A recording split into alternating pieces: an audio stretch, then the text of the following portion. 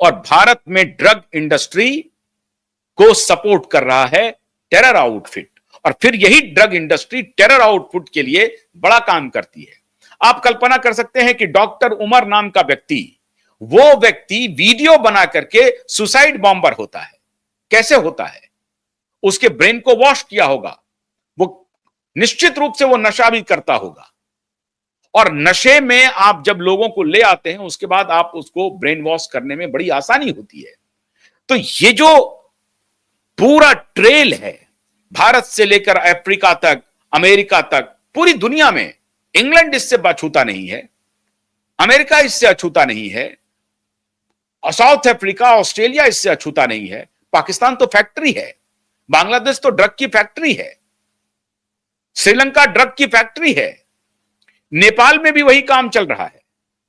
तो भारत के चारों तरफ के जो देश हैं उसमें जो अभी सबसे बड़ी समस्या है, ये ड्रग और टेरर एक साथ चल रहे हैं, और इसको नरेंद्र मोदी ने G20 के फोरम पर बहुत मजबूती से उठाया। बाकी जो उन्होंने सैद्धांतिक बात की कि शेयर्ड हैप्पीनेस और सौरो, ये सब तो अलग विषय है, लेकिन ये जो बात नरेंद्र मोदी ने कही, ये बहुत बड़ी बात है, और डंके की चोट पर नरेंद्र मोदी कह रहे हैं। इसका मतलब है कि नरेंद्र मोदी उस डीप स्टेट पर हमला कर रहे हैं जो डीप स्टेट ड्रग और टेरर के माध्यम से एशियन कॉन्टिनेंट को डिस्टेबलाइज करना चाहता है, और वो कर चुका है ऑलरेडी। श्रीलंका में क्या हुआ आपने देखा, बांग्लादेश में क्या हुआ आपने देखा, नेपाल में क्या हुआ आपने देखा, पाकिस्तान में तो रोज हो रहा है।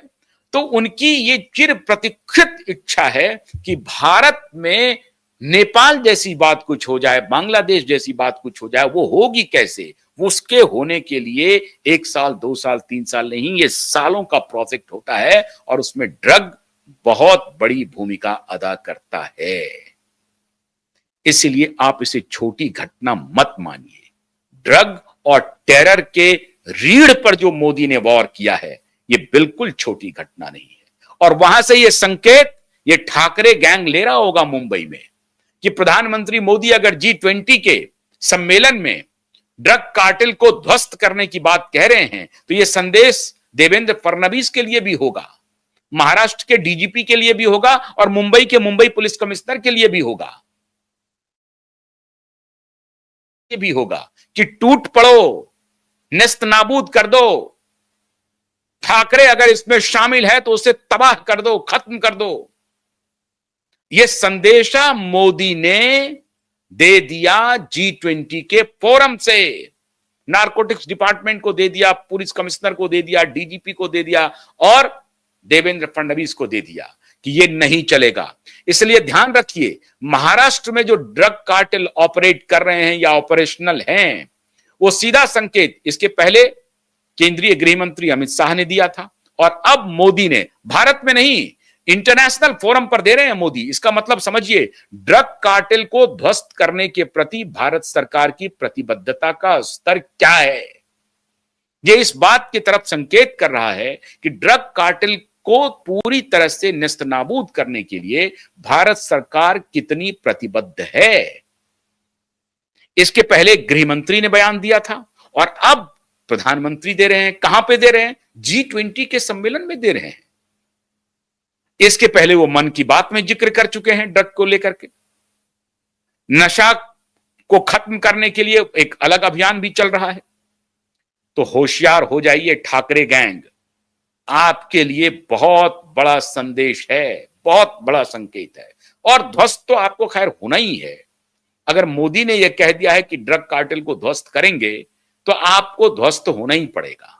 इसलिए खास तौर से मुंबई और बॉलीवुड के लिए मोदी ने साउथ अफ्रीका से, जोहान्सबर्ग से संदेशा दे दिया है, अलर्ट हो जाओ, रास्ता बदल लो, छोड़ दो, ये धंधा छोड़ दो। इससे आप भारत के युवाओं को जो तबाह करने की योजना बनाने वाले लोग हैं बाहर से, डीप स्टेट और टेरर आउटफिट, उनके इशारे पर चलना बंद कर दो। और आप लोग मूर्ख भी हो, आपको मालूम भी नहीं है कि आपके द्वारा कंज्यूम किया गया और आपके द्वारा खरीदा गया और आप जो पैसा दे रहे हैं वो पैसा कहां जा रहा है। तो वैसे भी मूर्ख हो, आपको तो चकाचौंध में पड़े हैं, बस पार्टी किए जा रहे हैं। लेकिन आप जो पैसा देते हैं वो अजर मसूद तक पहुंच रहा है। तो इसको ध्यान में रखते हुए मोदी के इस बयान को गंभीरता से लेना प्रारंभ कर दीजिए। मोदी का यह बयान छोटा बयान नहीं है। तो एक तरफ तो दीनदयाल उपाध्याय का एकात्म मानववाद का जो उन्होंने प्रकटीकरण किया, जो उन्होंने कहा, जो वक्तव्य दिया, और दूसरी तरफ ड्रग कार्टेल और टेरर पर जो अटैक है मोदी का, ये दो होराइजन है।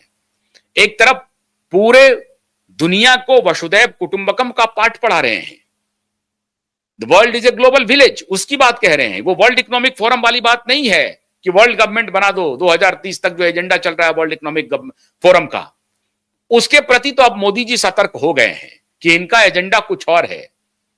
इनका एजेंडा नियंत्रित करने का है। डिजिटाइजेशन को लेकर के मोदी आगे तो बढ़ रहे हैं, लेकिन मोदी सतर्क हैं कि यह सारा डिटेल उनके पास नहीं होना चाहिए, वो हमारा कोई यूज नहीं कर सके। डिजिटाइजेशन करेंगे, अगर आंतरिक रूप से हम आगे बढ़ेंगे तो कोई दिक्कत नहीं है, लेकिन वो हमारी आबादी की सोवरेंटी पर खतरा नहीं होना चाहिए, हमला नहीं होना चाहिए। अगर डिजिटाइजेशन से आपका सारा डेटा सेंट्रलाइज्ड हो रहा है और वो उसका अगर कोई मिसयूज करते हैं, तो ये आपके सोवरेंटी के पर हमला होगा। तो उसके लिए भारत सरकार अब धीरे धीरे समझ गई है सारी बात को, और उसमें क्यूवाइब नेटवर्क की बहुत बड़ी भूमिका रही है। क्यूवाइब नेटवर्क लगातार भारत सरकार को और अपने देश के प्रधानमंत्री को अलार्म बजाता रहा है, लगातार कहता रहा है कि वर्ल्ड इकोनॉमिक फोरम के एजेंडे में नहीं चलना है, यह हमें गुलामी की नई दिशा में ले जा रहा है, नए तरीके से गुलाम बना रहा है। ये अपना सब कुछ डिजिटल वो जो कह रहा है उनको नहीं मानना है, हमको अपनी टेक्नोलॉजी लेकर के चलना है। हमें यह देखना है कि कितनी मात्रा में हमें कैश रखना है और कितनी मात्रा में हमें डिजिटल पर शिफ्ट होना है। ऐसा नहीं होगा कि हम कैश को पूरी तरह से हटा दें। ये सब क्यूवाइब नेटवर्क प्रधानमंत्री को बताता रहा है कि ये जो अंदर जो खेल चल रहा है वर्ल्ड इकोनॉमिक फोरम का, आपका जो वसुधैव कुटुंबकम है, ये वर्ल्ड इकोनॉमिक फोरम का जो वर्ल्ड गवर्नमेंट बनाने का प्लान है, ये दोनों दो है। हम कहते हैं कि पूरी दुनिया भाईचारे के साथ रहे, एक दूसरे के इंक्रोच ना करें। इनका कहना है वर्ल्ड गवर्नमेंट बना लो, हम कंट्रोल करेंगे, हमारी सरकार होगी, हम फाइनेंस कंट्रोल करेंगे, हम एजुकेशन कंट्रोल करेंगे, हम हेल्थ केयर कंट्रोल करेंगे। इनका एजेंडा कुछ और है। तो हमारे प्रधानमंत्री इस बात को अब समझ गए हैं। ये मोल जो पहले से घुसे हुए थे हमारे सिस्टम में, अब उस मोल को प्रधानमंत्री पूरी तरह से समझ गए हैं, और इसीलिए ये टैक्टिकल नहीं, पैराडिम शिफ्ट है जब हमारे प्रधानमंत्री वहां पंडित दीनदयाल उपाध्याय को उद्धृत कर रहे हैं। तो गांधी की बजाय पहली बार दीनदयाल उपाध्याय की उद्घोषणा हुई है एक अंतरराष्ट्रीय मंच पर, और दूसरी तरफ ड्रग कार्टेल को जोहान्सबर्ग से मोदी ने संदेश दे दिया है। बड़ी बात हो गई है। डोनाल्ड ट्रंप तो परेशान रहेंगे ही रहेंगे, पुतिन परेशान नहीं है। डोनाल्ड ट्रंप तो अपनी परेशानी में भी रहेंगे। जब तक G20 के लोग चीयर करेंगे मोदी को, तब तक डोनाल्ड ट्रंप परेशान रहेंगे।